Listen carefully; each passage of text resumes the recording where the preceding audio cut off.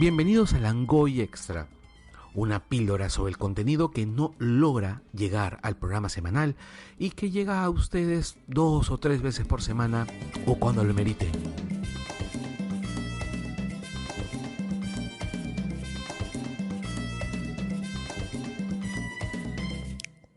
El Festival de Venecia, ahora en su edición 76, en el 2019, tiene finalmente a los ganadores.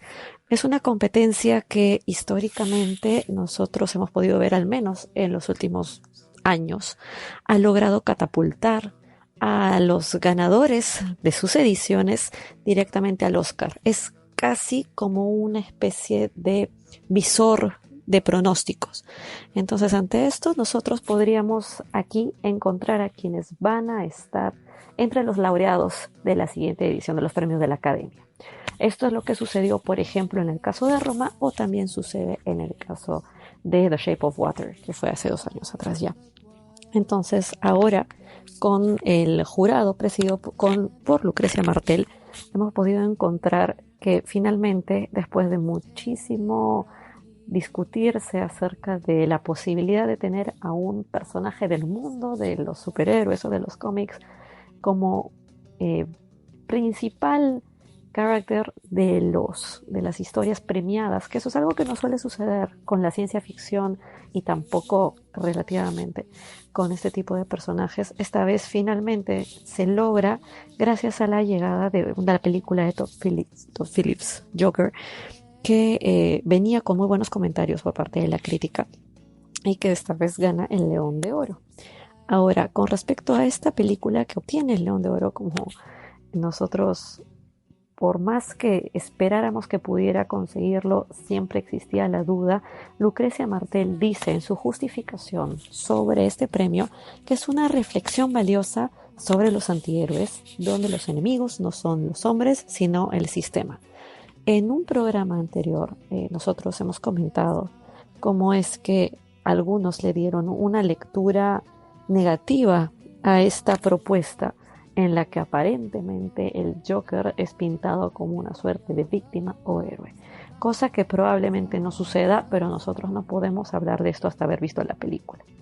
Pero se trata de una historia ambientada en Nueva York en los años 80 y cada periodo histórico siempre va a presentar algún tipo de rasgo importante, siempre el contexto, mejor dicho, va a influir en cómo es que la población logra canalizar sus impacto o el impacto que tiene el entorno hacia sus vivencias. Entonces, indudablemente, evidenciar cuál ha sido el problema de este periodo o quizás enlazarlo con algo actual no exculpa lo que pueda tratarse a nivel particular en un personaje como el Joker. Sin embargo, es una interesante reflexión, es una muy buena visión. Efectivamente, el sistema siempre tiene un nivel de responsabilidad. Y por otro lado, hay algo que, muy aparte de lo que es el argumento o lo que lo sostiene, está también siempre el ojo con respecto al Joker puesto en quién lo interpreta. Esta vez había mucha esperanza con respecto a lo que iba a ser y a lo que hizo Joaquín Phoenix, de quien, como yo dije, yo nunca tengo dudas de lo bien que puede interpretar a un personaje cualquiera. El mismo Phillips, en el discurso de agradecimiento, indica que sin él no habría película, y es evidente, pero acá yo noto una innecesaria competencia con Heath Ledger, no por parte realmente del intérprete o de los intérpretes del Joker, sino dentro del público mismo y de cómo reciben a los diferentes personajes. ¿Será mejor o será peor que la interpretación favorita que cada uno pueda tener? Eso me parece bastante negativo y que afecta la lectura que nosotros podamos darle justamente a una propuesta de personaje que es distinta, con una construcción diferente, con un entorno y un contexto y un tipo de interpretación que se va a ajustar a cierto tipo. No estamos haciendo que todos interpreten exactamente al mismo Joker, por más que la raíz venga de un cómic. Aún así, acá nosotros sabemos muy bien que de hecho hay varios Joker incluso en el cómic, Así que la idea siempre es tratar de separarlos por más que nosotros tengamos nuestras preferencias. Especialmente con este personaje es que se ha dado una competencia de este tipo entre los fans. Y la fotografía es de Lawrence Sher, por cierto, yo lo mencioné porque me parece que está en la mira como uno de los directores de fotografía que probablemente vayan a ser premiados en siguientes festivales o premiaciones X, pero Lawrence Sher como fotógrafo en su carrera anterior siempre me ha parecido relativamente promedio. Sin embargo, ahora parece que se ha lucido, pero como digo, no sabremos nada hasta que se estrene en octubre, a inicios del siguiente mes, para poder tener más detalles, al menos acá en el Perú.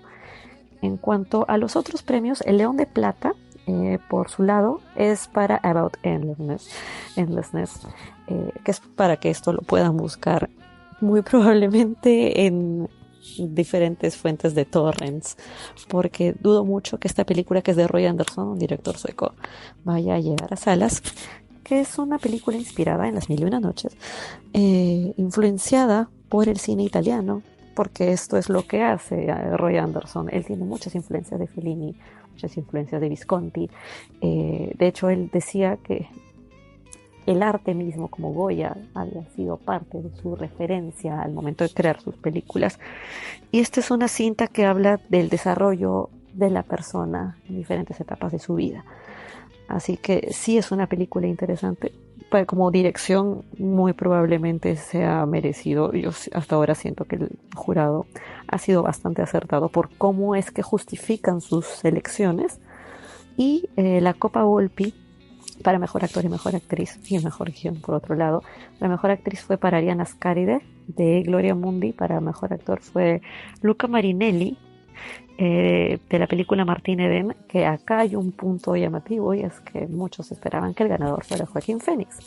Sin embargo, no lo fue, porque probablemente lo que se buscó fue repartir un poco más los premios entre otras grandes películas sobresalientes y darles quizás visibilidad, o también darles algo que por lo que merecieran. Eso es lo que suele suceder cuando se es jurado. Si bien hay una cinta que puede tener magníficas actuaciones, tal vez no tiene ese toque general que sí tiene aquella que uno siente que es redonda. Entonces acá con Martin Eden al parecer ha sucedido esto, que es una película acerca de un marinero que salva la vida de un chico de clase alta. Este chico lo invita a su casa y prácticamente aquí, al unirse casualmente a su estilo de vida, intenta encontrar una oportunidad para poder sacar a flote lo que él realmente quisiera hacer, este marinero, que es ser escritor. Y por otro lado está el premio a mejor guión, que fue para Number 7, Cherry Lane. Es una película de John Fang, es un director asiático. Está ambientada en Hong Kong de los años 60 y es un triángulo amoroso entre un estudiante de literatura, una mujer que es alumna suya y su madre. Y el premio especial del jurado para el documental fue La mafia non è più quella di una volta, de Francesco Maresco, que es sobre la Cosa Nostra y su impacto en Sicilia. Aquí mucha atención porque la fotografía está a cargo de Letizia Battaglia, y ella es una fotoperiodista muy conocida que documentó casos de la mafia y de la vida siciliana cotidiana, así que no hay mejor persona más adecuada para esto que ella. Y acá entrando un poco más ya lo que significa la polémica, el premio del jurado fue para J'accuse, que en español me parece que está como El oficial y el espía, de Roman Polanski. La traducción del título, me ahorro comentarios, sinceramente, pero con respecto a... También pudieron ponerle el caso de Dreyfus, al menos para mí.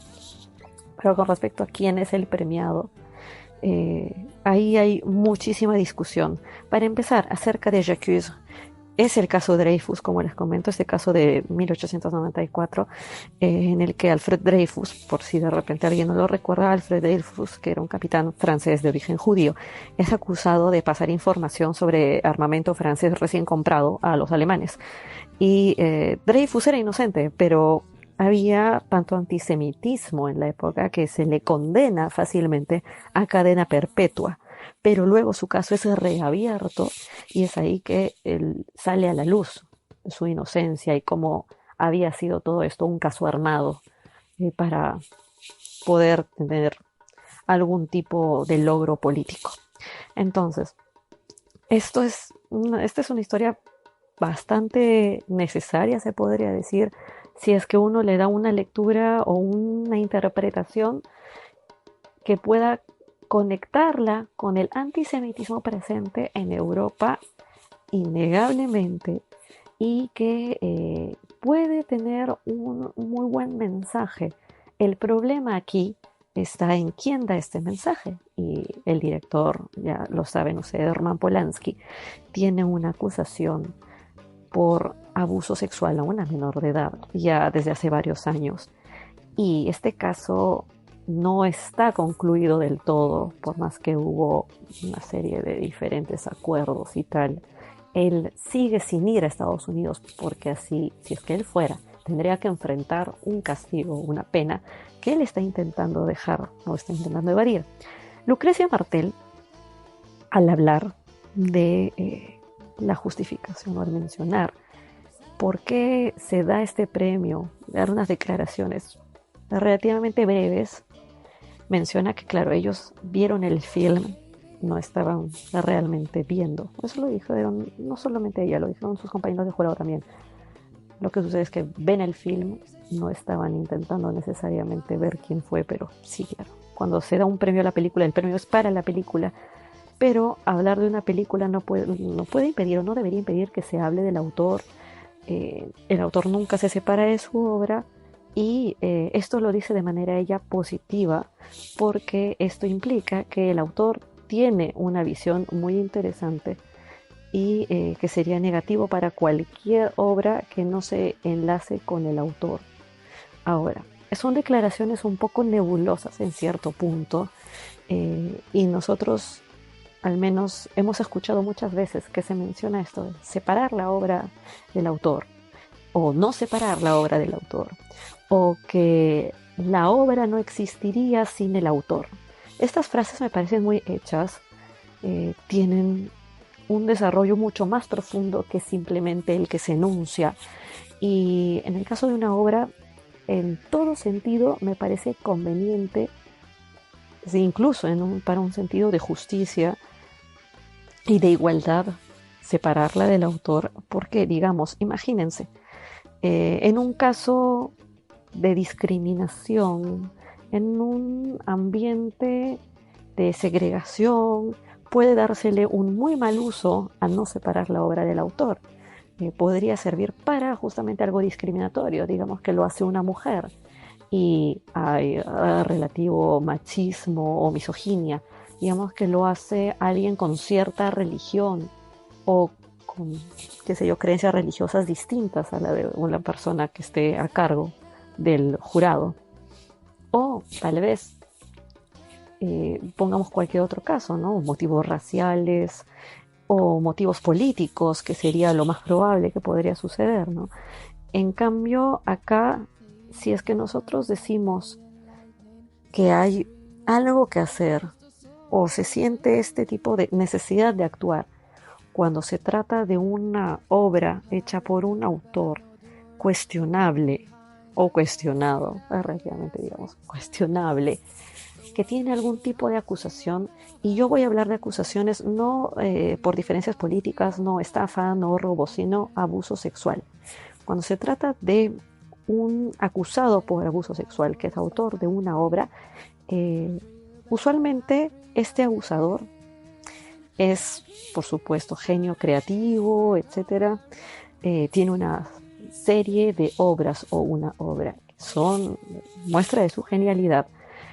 El abusador precisamente está en una posición de poder por la cual él se impone sobre las víctimas, con la cual logra conseguir víctimas, que justamente se ha logrado esta posición es porque la consiguió por los logros que le ha dado esta genialidad, evidenciada en sus obras, por supuesto. Entonces, que su genialidad de pronto siga teniendo reconocimiento permite que él siga en un nivel en el cual puede, gracias a este momento o posición de poder, continuar abusando, o simplemente que las acusaciones no resueltas por sus abusos, sobre todo las no resueltas, me refiero a las que no tuvieron un castigo, si es que es una persona que goza de impunidad hasta el momento por cualquier motivo, logra tener algún tipo de sentimiento de insatisfacción o de impotencia frente a esta injusticia, porque realmente si un abusador tiene poder por mostrarse como alguien maravilloso, por tener justamente una serie de indicadores que gracias a lo que ha conseguido, estamos hablando de personas como Michael Jackson, por ejemplo, como el mismo Polanski, que me parece uno de los ejemplos más claros. No voy a decir Woody Allen porque sus acusaciones aún están todavía muy difusas, pero ellos tienen la posición que tienen porque siguen siendo reconocidos, o bueno, seguían siendo reconocidos en el caso de Michael. Ahora, nosotros cuando nos encontramos frente a esto, tenemos siempre el dilema, y yo creo que la idea no es censurar tampoco al jurado, porque ellos estaban cumpliendo esencialmente su trabajo, que era el de ver la película sin tener ningún miramiento alrededor de quién podría haberla hecho, porque eso es lo que se tiene que hacer, es observar la pieza, observar la obra, observar el corto, observar lo que sea que tengas y no atarlo a qué hay fuera de eso.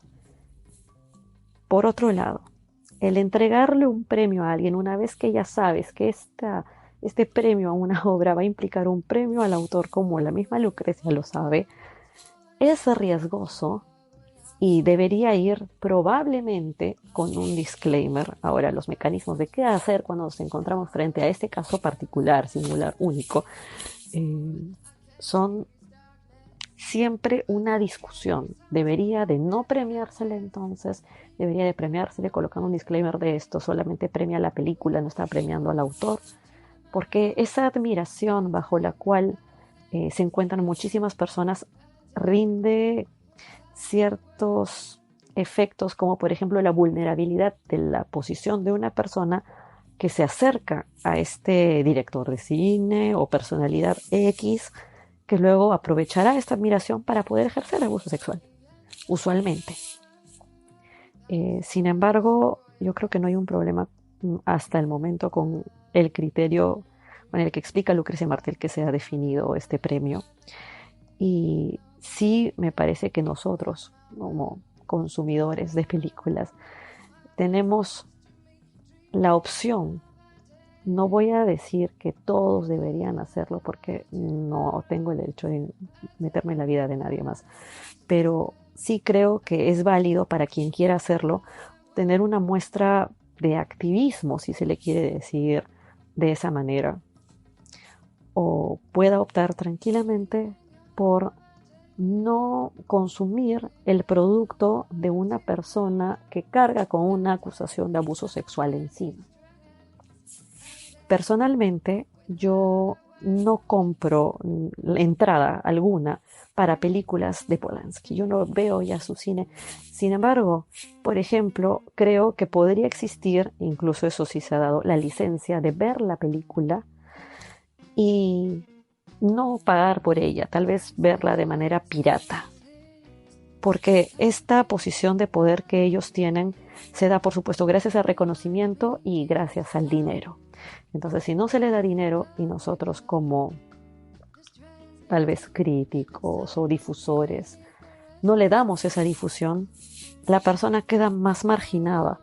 Pero para quien haga contenido histórico, por ejemplo, o registro histórico, para esta documentación finalmente puede ser relativamente útil tener todas las piezas, porque si nosotros no lo tuviéramos, tendríamos que retirar de los anales de la historia o de cualquier registro histórico a personajes nefastos, incluyendo Hitler, cuando finalmente tener un registro de la vida, por ejemplo, de Roman Polanski y decir, Roman Polanski, persona que creó maravillosas piezas del cine, pero esto quiere decir, esto es una prueba de que una persona que puede tener una obra de arte espléndida es al mismo tiempo alguien que carga encima con un abuso sexual a una menor, puede ser muy aleccionador, puede servir de esa forma si es que nosotros queremos darle una utilidad a todo esto.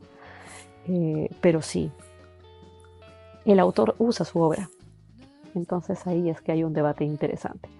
Sin embargo, yo creo que no habría por qué agarrárnosla ni con Lucrecia Martel, ni con Scarlett Johansson, como sucedió cuando ella dijo que estaba a favor no a favor, sino que ella creía en la inocencia de Woody Allen, que por cierto, para poder pasar justamente a este tema, las olvidadas de la premiación del Festival de Venecia incluyen a Scarlett Johansson y la película en la que ella actúa, que se llama Marriage Story, dirigida por Noah Baumbach, que es una película bastante interesante sobre un matrimonio que está separándose.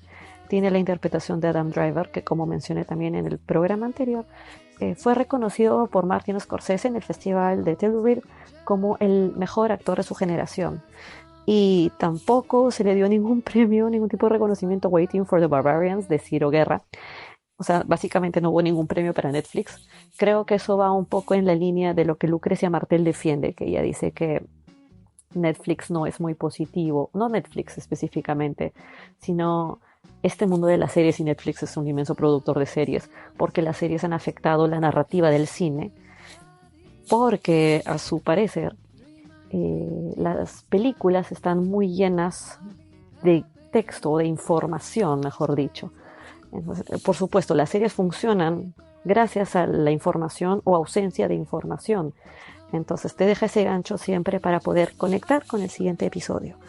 Y en el caso de las películas, ella decía que sentía que esto estaban recibiendo esta influencia de manera negativa al punto que ya se descuidaban aspectos visuales, cinematográficos, en desmedro de lo que era el argumento y el gancho y el brindar información constantemente. Es su postura y no hay necesidad de luchar uno con otro, cada quien consume el producto que desea. Pero esto es lo que tenemos en Venecia. Yo creo que si es que se mantiene la tendencia de estos años, Joker probablemente sea, no voy a decir definitivamente, pero hay altísimas probabilidades de que Joaquín Phoenix sea el ganador del festival. Si no ha sido ganador del festival, sería ganador del Oscar. Y es bastante positivo que el premio se haya quedado en casa en el caso de mejor actor de Luca Marinelli, pero ya el Oscar, el premio de la Academia, va a premiar a su industria y en su industria está Joaquín Phoenix. Así que él es un potencial ganador, ahora reforzado con lo de este festival. Y la película Joker tal vez también, porque si tienen mensajes universales, entonces esto va a lograr tener el punche necesario o el plus que suelen tener las cintas ganadoras. Una cinta ganadora puede tener una historia particular, pero esa historia particular suele ir hacia lo global, como por ejemplo Moonlight, contra quienes muchos estuvieron en desacuerdo porque decían que les parecía una historia con una visión muy pequeñita, pero hablaba de la discriminación en un periodo en el que justamente es necesario hablar de discriminación, es necesario hablar del olvido, y representa eso. Siempre el cine, indiscutiblemente, por más que digamos es una película que tiene un tinte político y que está siendo premiada por fines políticos, pero las películas, las obras de arte son políticas, están enlazadas con la realidad, quieran o no. Entonces va a definitivamente cualquier cinta ganadora a ser representante de su época, y mientras mejor lo represente, pues más puntos suma. Eso es lo que suele hacerse.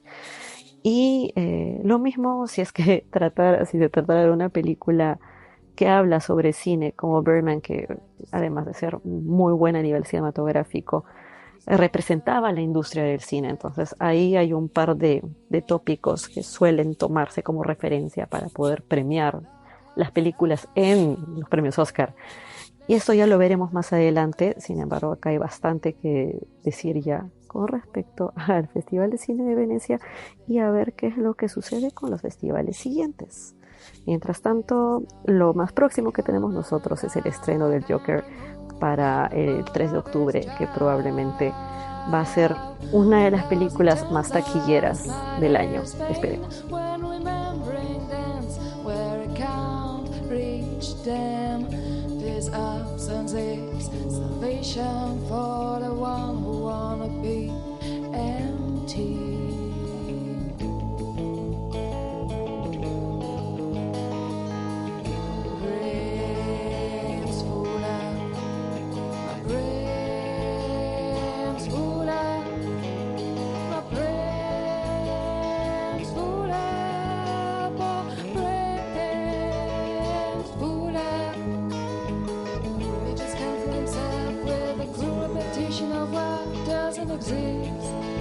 It's gonna disappear if you succumb. Oh, my brain's full up, my brain's full up, my brain's full up.